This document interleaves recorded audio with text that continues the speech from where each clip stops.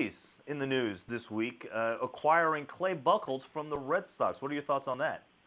They're hoarding arms. They're trying to follow the template that the Cubs used to build themselves into a world champion. You hoard arms, you get some veterans, low risk, high reward kinds of guys, like a Buchholz, like a Jeremy Hellickson, who you hope pitch well for you in the short term, and then maybe you can flip them in a trade at the deadline to a contender.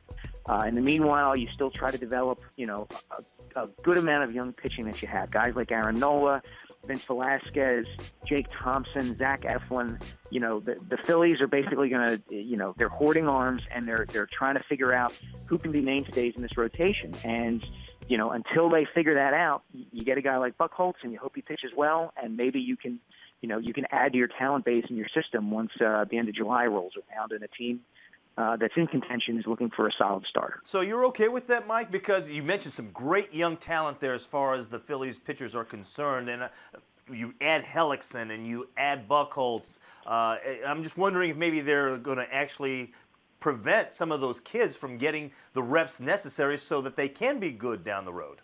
Well, you still have some questions in terms of health with some of those guys. Nola was shut down before the end of last season. Velasquez had some arm issues and has had some major arm issues in the past. So I think their thinking is that, you don't know who amongst these guys is going to work out. And if all of them turn out to meet expectations, well, that's a great problem to have. I don't think Jake Thompson, who was their best minor league pitcher last year, got called up and then really struggled once he was in the majors. I don't think it would hurt him to go down to AAA for a little while. And again, if something were to happen with a guy, injury-wise, then you've got, opportunities for, these kids to get a shot. Any other offseason moves that struck you that the Phillies made? The Howie Kendrick move, I think, is an interesting one. From a professional hitting standpoint, the Phillies needed more of that. And he's a good clubhouse guy, obviously, so that kind of solidifies the left field position.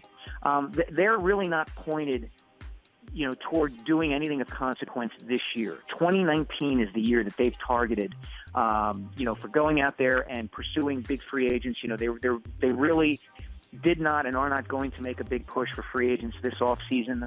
They're targeted for the bigger market, i.e. Bryce Harper, down the road. So, in a weird way, kind of what happens this season really doesn't matter. They're still sorting out, who's going to be parts of their long-term lineup and who's going to be parts of their long-term rotation. And that's really what this season's for, kind of like last season was.